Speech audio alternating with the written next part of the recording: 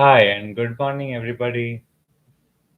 Welcome to another weekly session of Graphology queries and questions. As people come online, we shall uh, answer to queries and we shall understand more in depth knowledge of Graphology. I hope my mic is clear and you can hear me very well. All right. Okay. So, as we have people coming in and we get more questions and queries, I will go through some of the queries that I received from my email and my WhatsApp. So, the first question I want to answer to is, how does one start learning graphology? Okay, so a prospective graphologist or a budding graphologist would want to start a journey somewhere. So, the journey starts with understanding your level of curiosity. If you want to learn graphology as a hobby or as just like you got interest in it and you don't know what it is exactly, but you would like to give it a try, I have a special course for people who want to try graphology, and that is called as quick graphology. In quick graphology, what happens is I'll be teaching you certain topics which are very effective in graphology, even at the advanced level. But because I'm teaching it to you in a very short amount of time, that's just barely 4 hours, you can learn for 4 hours and then you practice what you've learned. And as you practice, if you feel that, oh, I'm able to analyze handwritings, I'm able to know so much stuff. If I know so much in 4 hours, I could know much more in 8 years. So, as the interest increases, you can go through the different courses. But if, let's say, you're just happy with the 4 hour course and you're sufficiently happy, you don't need to, you don't feel like you want to learn more, then at least you know that you've given it a shot. You're given a try to graphology. So, in this way, what's going to happen is that when you start your journey, we identify the level of your curiosity. If you want to go deeper, then there's the full blown professional course which I teach. It takes a minimum of 2 months to learn that, and in that we go through macro and micro versions of graphology. I teach you academic graphology, which is good for students and helping students or helping people who want to improve their academic performance. Then I teach graphotherapy, signature analysis. There's a whole bunch of courses compiled into one. You can do them individually or you can do them together. Now, if you have any more queries and if you want to connect with me, I will leave my email address and my contact number in the description box. You can connect with me directly and just ask. Okay.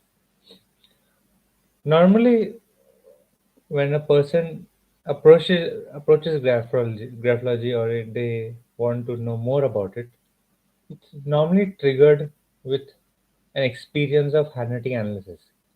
That's where the real happiness and the fun and the mystery starts. So, if you never had your handwriting analyzed before, I'll be most happy to do it for you. And when I analyze the handwriting for you, you'll be able to understand how it works, how the nature of this amazing topic works. All right. Okay. So I hope the question is answered. Now, next question which I have over here is, all right. So next question is, can health problems be detected from the handwriting? Yes. Based on research and observation of many unhealthy, sick people hundreds of times observing a single trait in the handwriting, we've come to know that there are certain letter structures, there are certain letter forms, you could say, that change when a person loses health. Now, when we say lose health, it doesn't only mean physical health. It could be mental health. It could be emotional health. It could be just even peace of mind. There could be so many things that a person loses, which can be termed unhealthy. So, how the research is done is what I'll tell you. Let's take, for example, I want to know if I can see heart issues from the handwriting. How do I see heart issues? Is there a possibility? So, what we do is that we collect around, let's say, 50 samples of writing, 100 samples of writing from people who are medically proven to have heart issues. Let's take, for example, one type of issue where there's a blockage in the artery, where this person has been detected to have problems and they do have a heart surgery coming up, or they've already been through an heart surgery. So once we collect these 50 to 60, 100, 200 samples, then we see that in all these different people from different walks of life having the same problem, that there'll be one letter or two letters just very weirdly having a similar formation in all the structures. It's like, let's take for example now, as a human being, now I'm an Indian, you could be an American, another person could be an African, somebody over here online could be European. But anybody on earth, any human on earth, if they do like this, if they do this, you don't need any training as such. Any culture you come from, this could mean headache, right? It could mean headache, it could mean some kind of a stress. So this body language is common for a certain symptom, for a certain problem. Same way, the handwriting also alters at a specific point repeatedly in all the samples of the persons having the same problem. So once we observe these handwritings and we come to the conclusion of what's the odd one out, then we compile it into a form of a knowledge vault, you could say, like a multiple letter structures we identify. Then what's the next step? We analyze a person's handwriting who we don't know anything about. We have no medical history. We don't have anything. And if we see the same letter structure which was in that sick person or the unhealthy person in the new sample who we have no clue about, then we ask the person, do you have this problem? Do you have this heart problem? Do you have this kidney issue? Whatever we have done in research. And if they confirm it, then it's good. If they don't confirm it and they say, no, I'm fine, then we ask them to go and have a checkup, go and have a medical checkup. Even after that, if they don't get a positive result, then we go back to the research and we refine our observations, and slowly, it becomes more refined, more precise.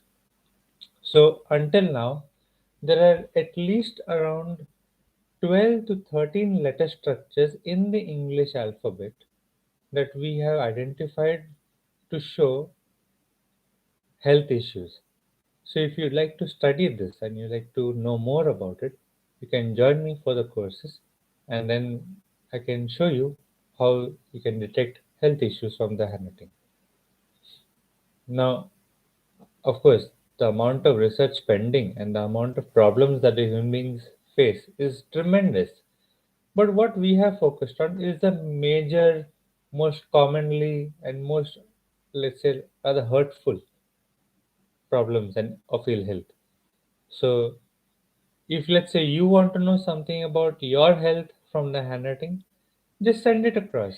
Just send a picture of it to my email address or my WhatsApp number, and I'll be happy to uh, guide you on this. I'll just leave my email address and my WhatsApp number in the chat over here right now, and you can share the details with me whenever you're ready. Okay, just a minute. So this is my email, and this is my WhatsApp. All right.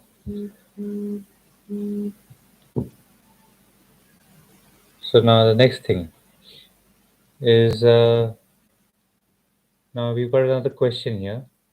In cursive writing, D and T are often retraced. Is it advisable? Should we form loops? So, as far as letter T is concerned, especially the upper zone of letter T and the entire structure of letter T also, it is highly recommended that you use the retraced form of letter T. Using the looped form of letter T might create, but it won't create a confusion. It's a representative of confusion in the mind towards certain goals in your perspective. So, if you have a letter T which is retraced, means it goes up and it comes down on the same line, and when you do the crossbar, it's going across on a single spot, then that T is advisable. Now, as far as letter D is concerned, if D letter has got a loop or a retrace, that's just showing who you are as a person. It's not bad or good, it's just showing who you are.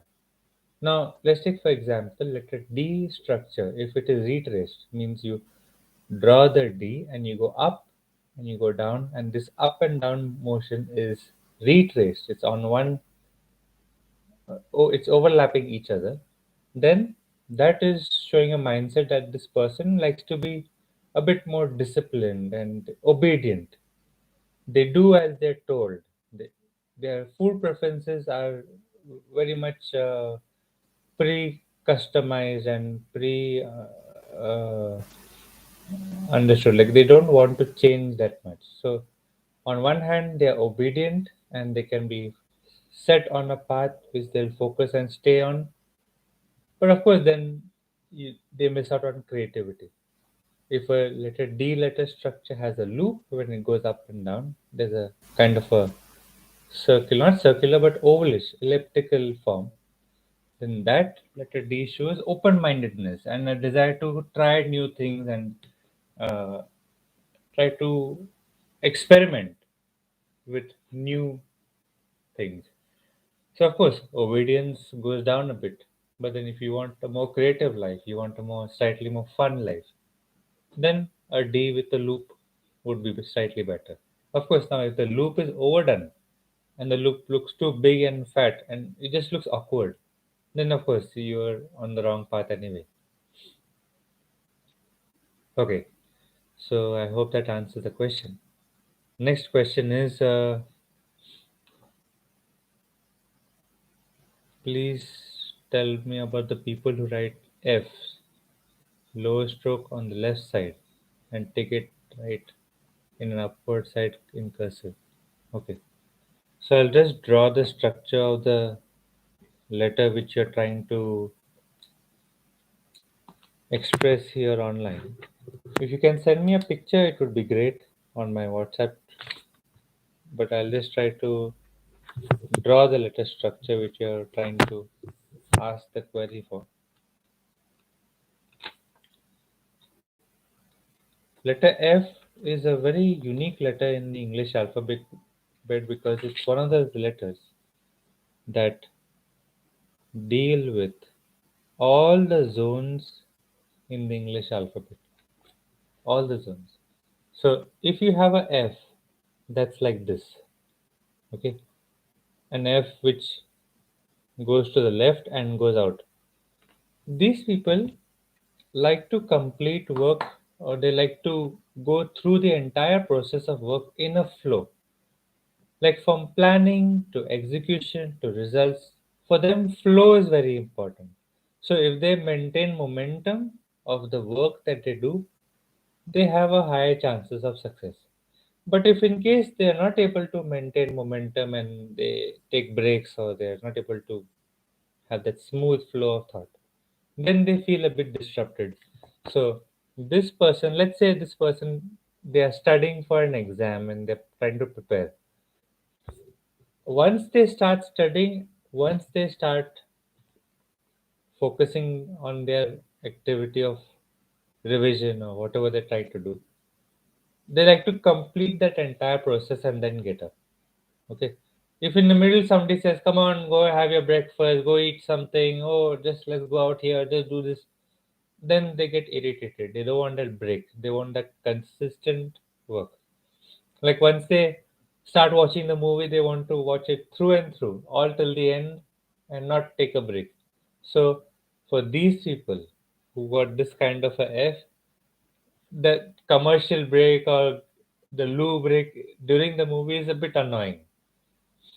But let's say, for example, if they do have that continuity, then they seem to enjoy the entire process much more. Okay, so that's the nature of this letter F. Now, next question. I hope I've answered the earlier question. If you can relate to it, then that's great. If you can't relate to it, please connect with me and I'll refine my explanation based on what I say. All right. So, next question is how to see resentment in handwriting. Where are the traits for resentment? Okay. So, let's first look up at the dictionary meaning of the word resentment. I know the meaning of the word, but I just like to have the dictionary understanding. Resentment means a bitter indignation at having been treated unfairly. So if somebody has treated you unfairly and that has left you with a bitter memory or a bitter thought, a bitter vibe, that's called a resentment. So generally, resentment can be seen in pen flicks going to the left. So in the past, if somebody has been nasty or rude to you, and every time that person's thought comes in the mind, you feel that bitterness and you feel that annoyance, then it shows as a pen flick to the left. Pen flick to the left normally comes in the letter S, B, or P, but it can come in any letter because your handwriting can alter its structure to suit the need of its thought pattern. So, any letter structure going to the left in a harsh, sharp, hasty manner, it ends in a very weak manner. That is where we see resentment. Of course, there are many other letter structures. Like sometimes, if you see people having inconsistent lower zones, let's say your G lower zone is deep, but your Y became small lower zone. Then again, the J becomes deeper, your F is small. So the lower zone is not very consistent. There's sometimes long, sometimes short lower zones. What the best thing is that if you feel resentment, you can just click a picture of your handwriting and send it to me, and then not only can we detect the resentment, but we can come to know the trigger points of where it is coming from and probably give a graphotherapy related to that, where you can start working on yourself. Okay. Okay. Resentment is a natural thought process. It's and it happens to people. But if you maintain this thought pattern, if you get stuck with resentment for a long time, then it can damage your body a lot. People with resentment for more than 10 to 15 years, there's a 100% chance of damage to the kidney, urinary bladder, skin, and even, let's say, the way they speak, the throat related to the speech, that part of the throat, that also gets affected. So, any organ of the body that's majorly concerned with letting go, the kidney, skin, urinary bladder, large intestine also, the throat, as in the voice box, larynx, all these areas could get problems. Okay. The best way to know that you're on that path of ruining these organs is that your nails and your hair, they become brittle and they're not very easy to maintain, and they just are not good quality. You don't have good quality nails, you don't have good quality hair. Now, again, there's a different way to understand what's a good quality hair and nails. So you just connect with me and we'll have a look. All right. So that's an interesting question. Thank you. I hope I've answered the question. All right. So now we've got another question over here. All right.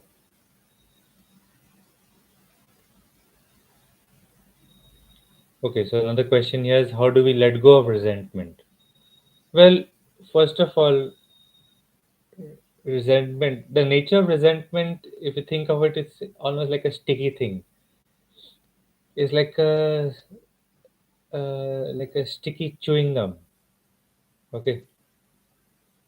If you put a chewed up chewing gum somewhere, how it just doesn't let go, it becomes sticky, and the more you try to remove it, the more sticky it gets. So, resentment is related to sticky thoughts. So, if you do certain practices for, let's say, any meditative practice that allows you to let go, or you get so busy with work that you don't have time for resentment. You get so busy with positive people and positive activities, hobby, and meeting good people, doing your work. You just get involved with life and you don't have time for resentment and you feel happy. Then you can let go of that. Resentment normally happens when you have too much free time. If you have too much free time to think about all the negative things, then that's where you're going to waste time and ruin your life. Okay. So the next question I can see here is that can we see religion in the person's writing? Well, religion is a very broad aspect of the human experience, and it's very difficult to define religion of a person through handwriting because in each religion you will find all types of people. You will find amazingly good people, fantastically good and beneficial people who have been really good to society, and they've been so good to society that we didn't care about their religion. Like let's take for example, let's say, uh, let's say Michael Jackson. Okay, Michael Jackson has entertained the world with his music and his dance, and he's made people happy. We don't even care what his religion is. Maybe he had something, but we don't know. We don't care. Muhammad Ali was the great boxer. I mean, he made the sport so famous because of how he portrayed it and how he performed in his act. So religion is not easy and actually not useful to detect because it doesn't make sense and then there's no viable use of detecting religion because religion doesn't have an effect on your personality. You can have a fanatic in all types of religions. You can have a decent person in all types of religion. You can have a great person in all types of religions. So it's so weird that religion causes so many troubles, but at the same time, there's a minimum effect of it on your life. It doesn't help you. It doesn't help you to define yourself in any way. And in fact, people who define themselves because of a certain religion, that I am this, I am that, then it almost looks like you're a weak person who doesn't relate to the human that you are and the humanity that you're supposed to live with. So if you're just a good and a kind person, you won't need religion to guide you. You'll just be good automatically. It makes common sense. People who don't have that common sense and they don't relate to the simple thoughts of life, if you are just genuinely good and kind, you won't need any guidance as such. Okay. You don't even care about a kind person's religion. As long as he's good to you, who cares? Kindness can be seen from the writing. Good person can be seen from the writing. If you're a nasty person and you want to hurt somebody, that can be seen from the writing. So that is a trait. That trait has got little to do with religion. Okay. Okay. So I hope I've answered that question. Next one. Next question is all right. How long does graphotherapy go for? So graphotherapy is like a psychological body language related healing process. So its healing process and the duration of guidance required in graphotherapy all comes down to the factor of how well you are able to practice the suggested techniques.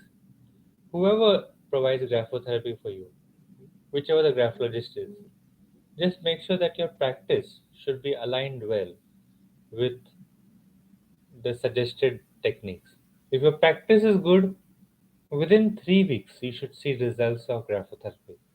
It's not an overnight journey, it's not a quick fix it kind of a thing.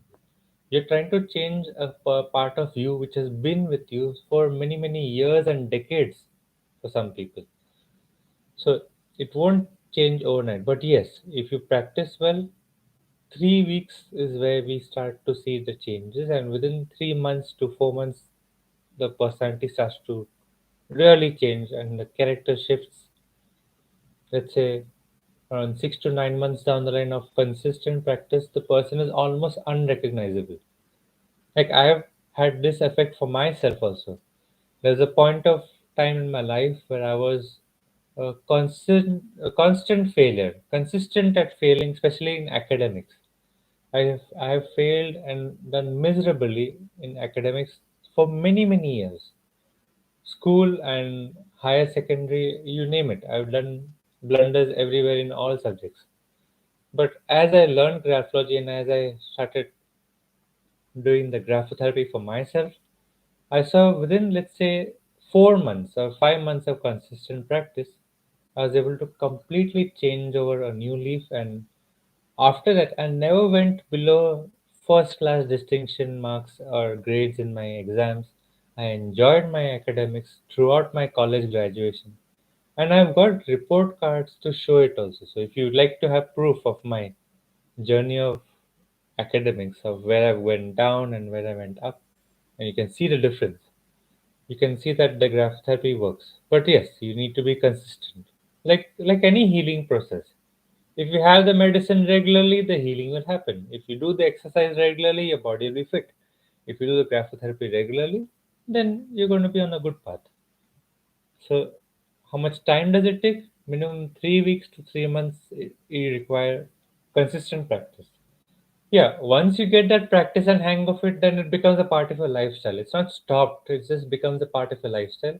And that's what keeps the positivity within you flowing. Right. So I hope that's answered the question. Now, the next one. Any other questions you have? Any other questions, queries, any doubts? You can post it online and I'll be happy to answer them for you.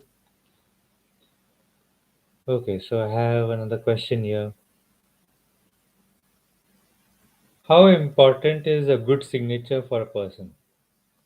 All right. So I think this has been asked earlier also in one of the sessions, but I'll answer it to you anyway. So a good signature is it represents you in a better way. Now some people say looks don't matter, but that's actually not correct. a certain look of a signature or a certain way a signature is done can make a difference between a positive and a negative experience of life. Now, how does that work out? I'll just show you.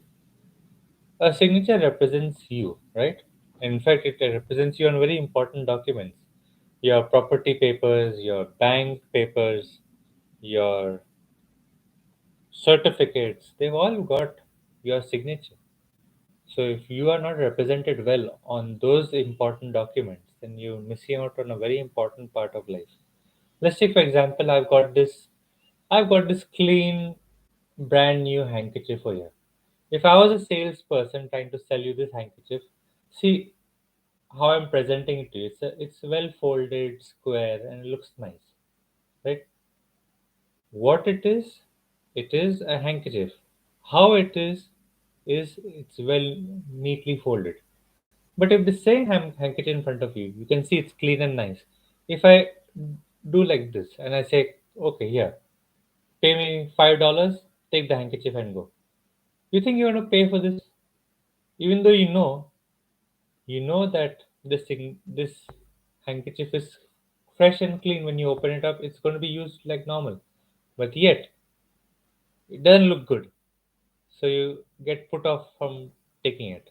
But again, if I straighten it up and make it look nice, then suddenly again it looks appealing. So a good looking signature has this kind of effect. If this represents you, you might as well make sure that it represents you well. Like, let's say, for example, you have an ambassador of your country. You got your ambassador. Let's say you're from the United States. You got the ambassador of the United States in some other country. I am from India, so I have my ambassador who represents me in another country. So when I choose my ambassador, I want to choose the best of us to represent my culture and my heritage or whatever, right? You won't just pick a random person from the street and say, "Hey, go ahead, be the ambassador." You can't do that. It's not advisable. We have so many processes and rigorous training given to a person before they become an ambassador, and the best of us is represented. Same way, you may have negative and positive traits. That's because you're a human being. But when you have a signature, it should represent the best of you. So once that happens well, then you can reap the benefit of a good signature. All right. Okay.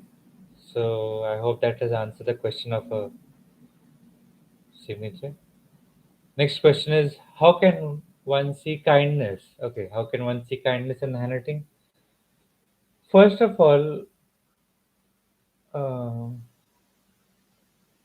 there's certain things in the handwriting called as curves and angles. A curve is like a U formation. It could be like this, a curve like this, a curve like that, a curve any direction. If it's a smooth curve, if a letter has a curve and the curve is maintained as a curve, that means that the person is able to maintain the patience required while having a conversation, debate, argument, whatever. He's able to express with kindness. Kindness includes patience. Patience is a very important aspect of kindness. If a person writes a letter structure which should have had a curve, but instead of a curve, he puts an angle. So let's take, for example, you know that the letter S has got wonderful, gentle curves. All right. But if you write a letter S, look at this. So we know that the letter S has got good curves. So the curves show the kindness. But here, what's happened? The person had a sharp point here. It's an angle. So where a curve should have come, and now the person has replaced that with an angle. That is where we see there's a drop in the person's kindness. There's a drop in the person's patience. The person no longer feels like being kind. Like, let's say, for example, a person has come from out of town.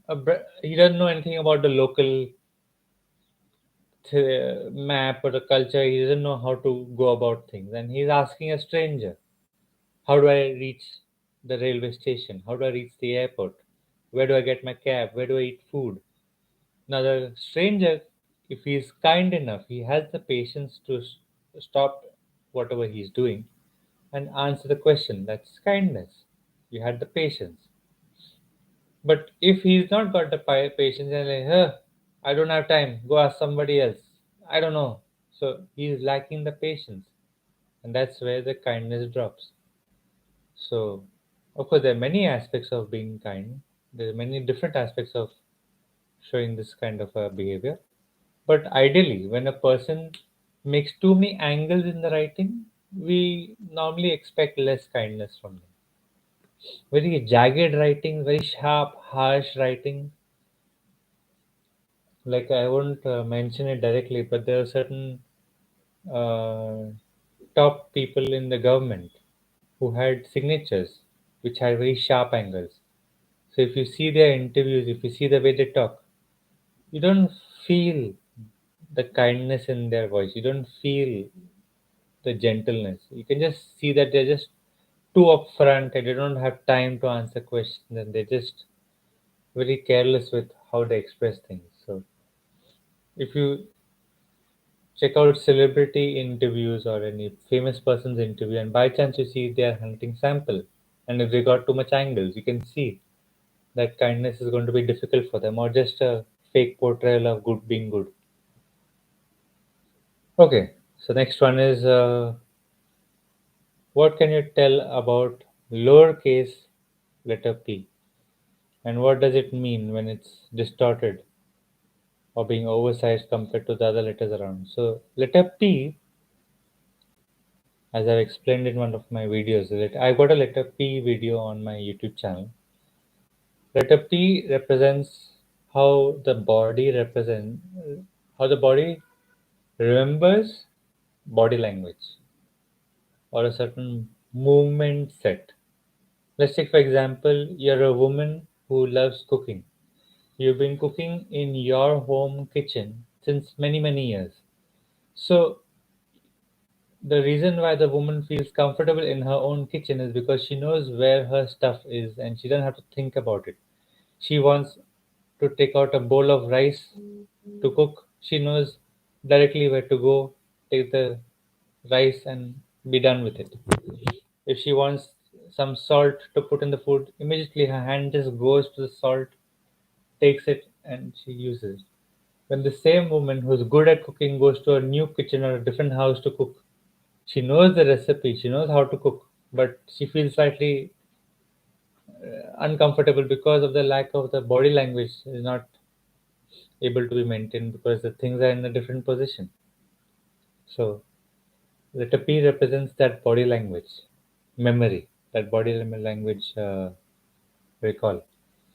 So if a P letter structure is distorted, now there are many ways a P letter can be distorted, but if it's oversized and distorted, it looks a bit weird. That means this body language maintenance or the memory of the body language will not be easy to handle, and the person can't get used to things. So let's say, for example, you're trying to play tennis. After let's say a couple of months of practice, your hand should be able to hit that smash or hit that backhand very well. You should get natural at it. You don't have to think about it. But generally, people who have got a distorted P letter structure, they can never get used to, or they can never get good at. It's very difficult to get good at sports which require hand-eye coordination, like tennis or basketball, or cricket or badminton, where they require good hand-eye coordination to perform. These sports they remain amateurs for a long time because their bodies are not just able to cope up with the required body language.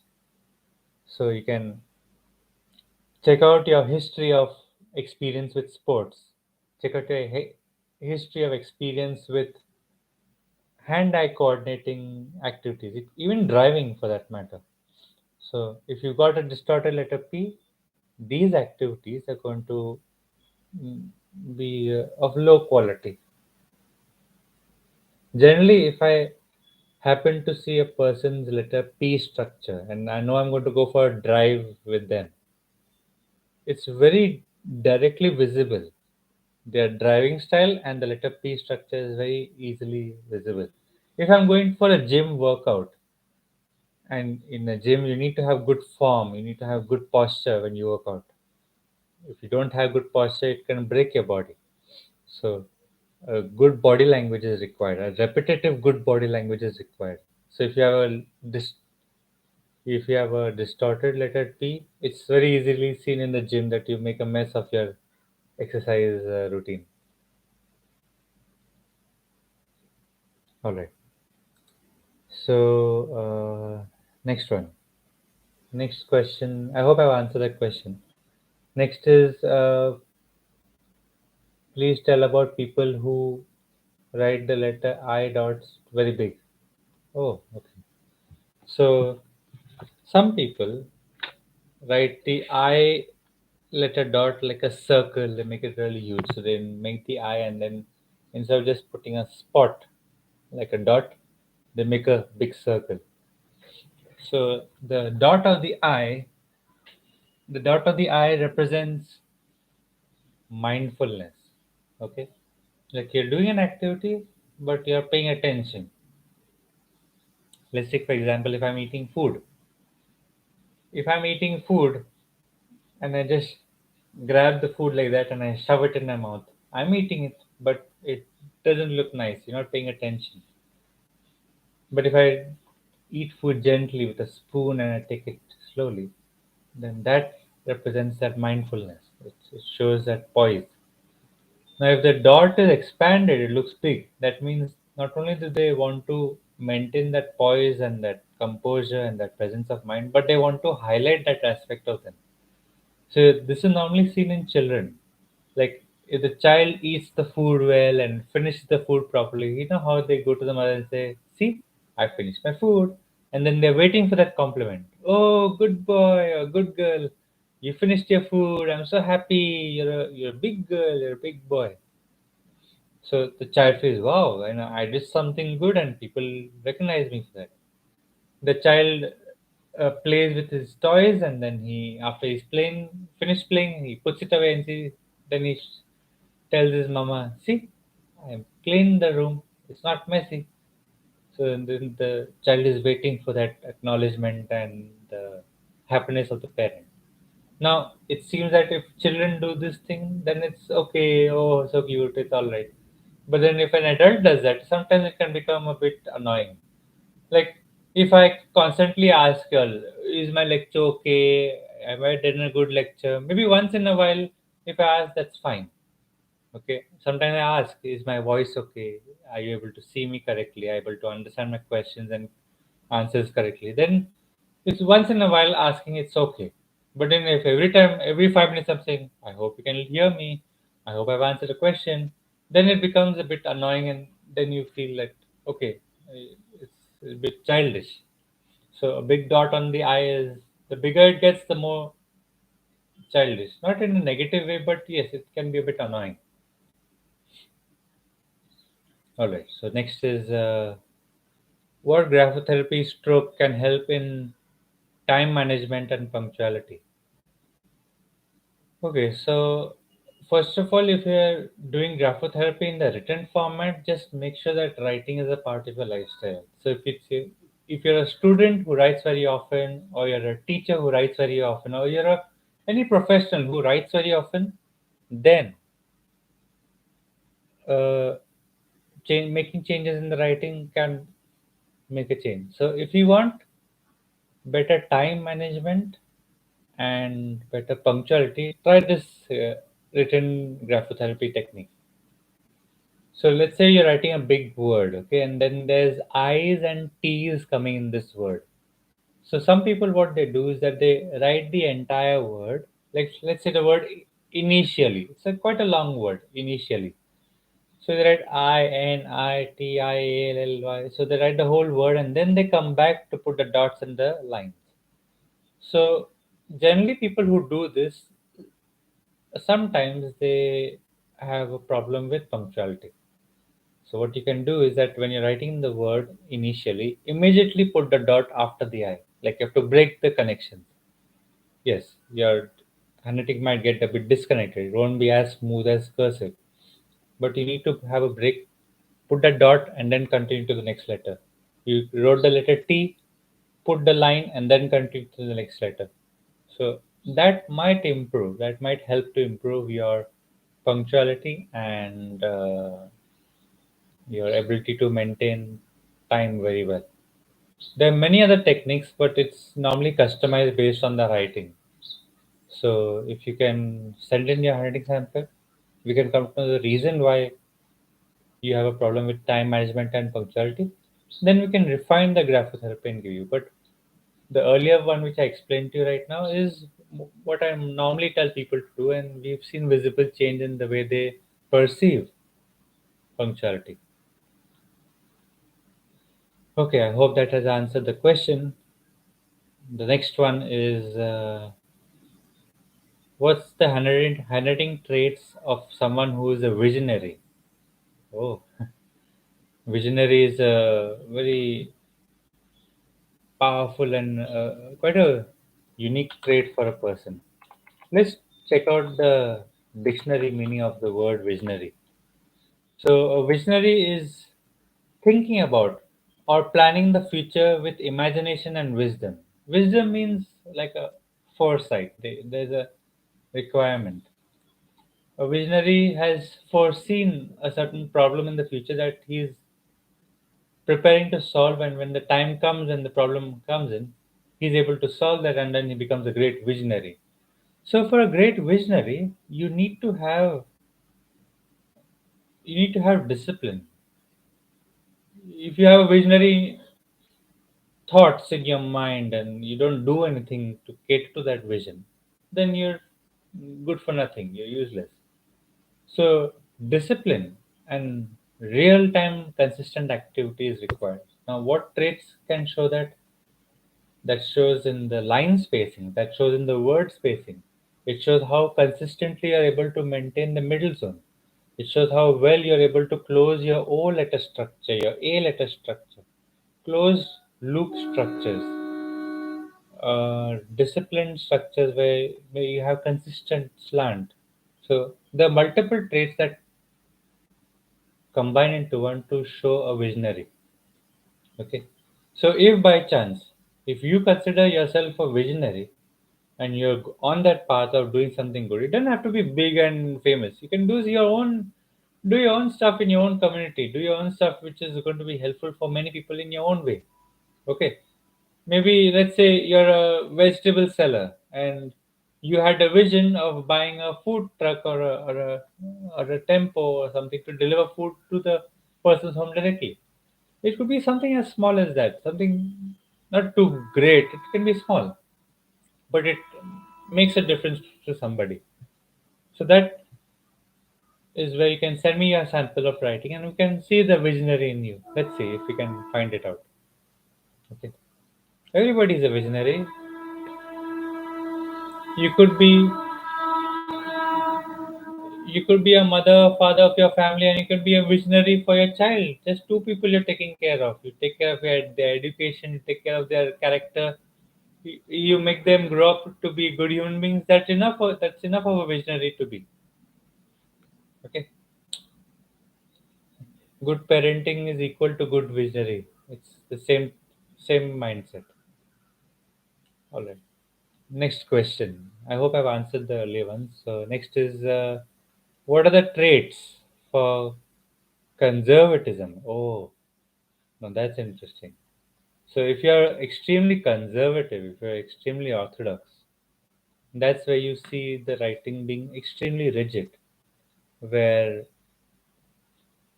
these people tend to have a lot of retracing in the writing.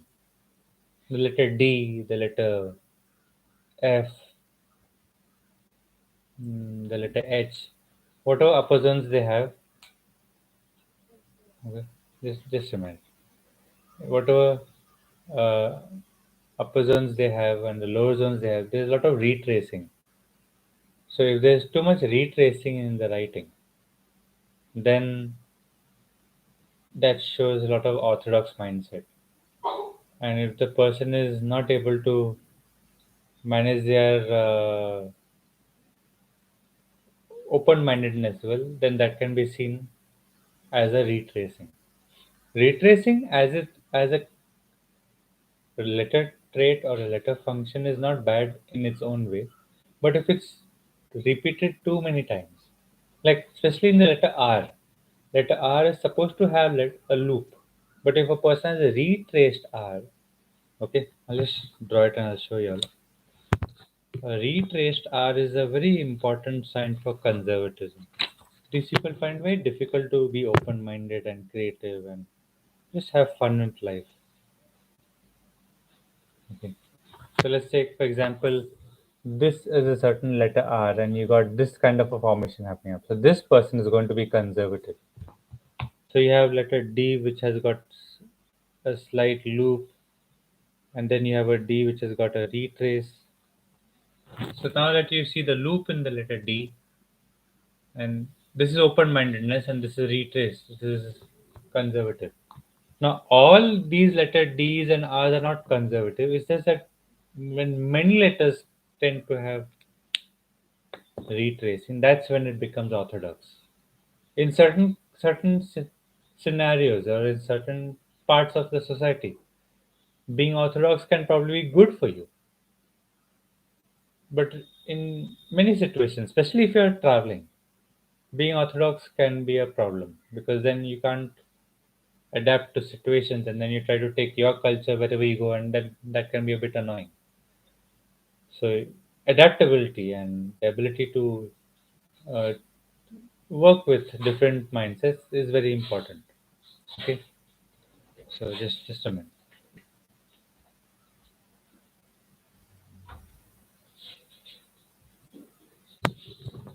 All right. So the next one is the question: which letter should I take care of while teaching and writing to the students? Okay, so you're a primary teacher and you want to make sure that your letter structures are good. So actually, any letter structure is important to make sure you work with it well. Okay, so I hope there's no background sound coming in, but okay. So ideally speaking, if you're a primary teacher who is teaching students on the blackboard, on the whiteboard, and you have to have good letter structures, just maintain the letter structure the way it's supposed to be maintained. Okay. The S should look like a S. The V should look like a V. The O should look like a O. If you try to make it a bit creative, then children are going to get really confused or attracted. And then when you try to replicate that creativity, it can become a mess. Yes, creative writing also is fun, but when it's time to have fun, keep fun at that time. But then when it's time to be serious and you want to get some work done, then make sure that the letter structures are good. So maintaining letter structures, being a bit bold and consistent middle zone can be a very good thing to maintain while teaching the children. And just maintain letter structure. It's as simple as that. If E should look like E. Okay. Next one. If the letter T crossbar is going downwards, sloping and just touching the T stem. So if you can send me a picture of your description, what you're asking, then that would be better. But I guess what you're asking is what if a person has a letter T that has a downward bar, right? The T crossbar is going downwards. So if it goes downward, that means that the person is thinking of taking things. They want to take things. Their goal, the nature of the mind is to take. Now it depends. If it's your payday or if it's time to take your salary, then you should take your payment. But if you constantly have this crossbar going downwards, then it sometimes shows that you are only dealing with a activity if it involves you taking something, and that looks a bit selfish. So too many T crossbars going downwards is a sign of selfishness. It's a sign of self centered, self entitled, selfishness. So T crossbar, if it goes down once in a while, it's all right. It shows that maybe you are doing something to get something. Once in a while, it's okay. But if it happens in all the letter structures, it's not good. All right. Okay, so we have just another 4 to 5 minutes left. If any questions are remaining to be answered, you've got any more queries, you can share them online. And even if the lectures closes today and you have questions remaining, you can always come next Wednesday. I'll be happy to tune in with you. So, right, so we've got another question here.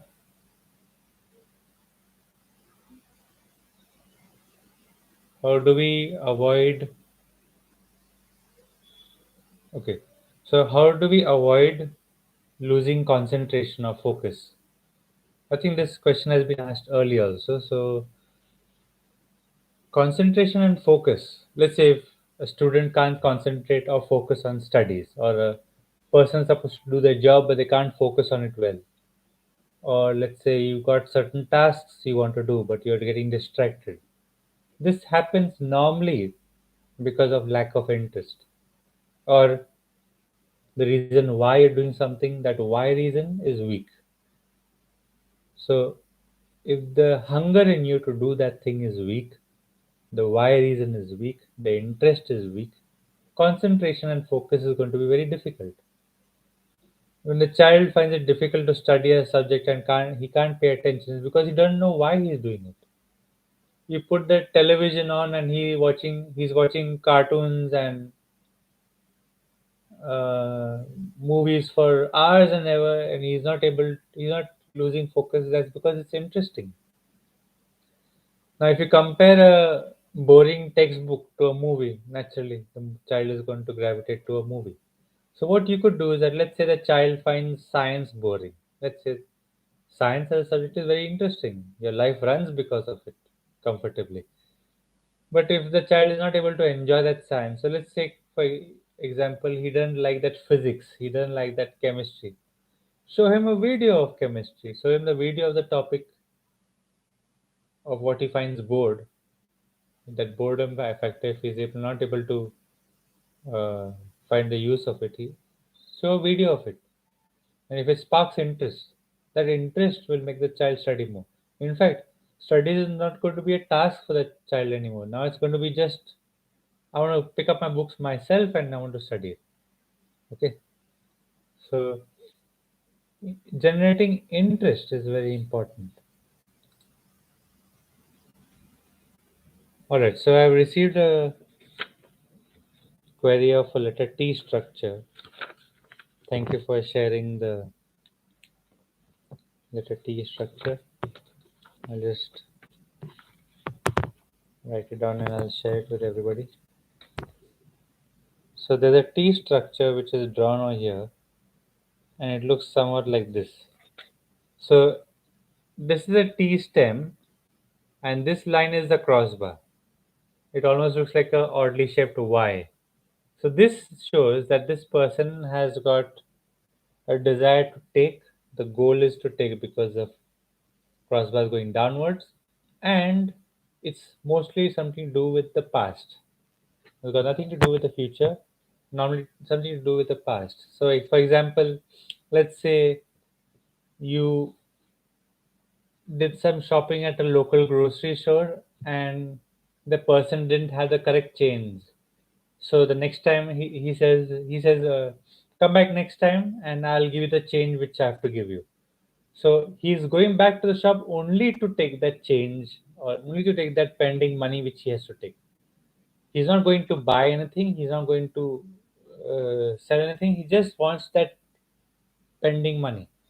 So that is where the person is taking that crossbar and not going to the right side of the T. He's just stuck at the stem. Normally, these people who got this kind of a letter T structure, they have pending stuff that they need to take from people. They've got pending things like It could be maybe a favor they want to ask for, or they could be asking for things which they feel they're entitled to take. So that's the nature of it. Because the T doesn't look like a letter T, generally this means that the trait, whatever it's representing, is negative in nature. Means that the nature of this person's taking and the goal setting is not a positive aspect. All right. Okay. So uh, that's it for today.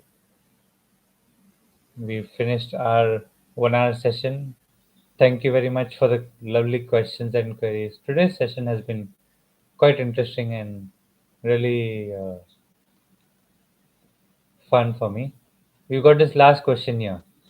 Any graphology tips to reduce anxiety and negative thought patterns? Okay, so you can try this. Just write a simple and clear and rounded letter O. Okay, take a blank notebook with no lines and just write a beautiful letter O and just keep writing it and try to make it as rounded as possible. The more rounded it gets, the nicer the positive, more happier the feelings get. Okay, so that's it for today. Thank you very much.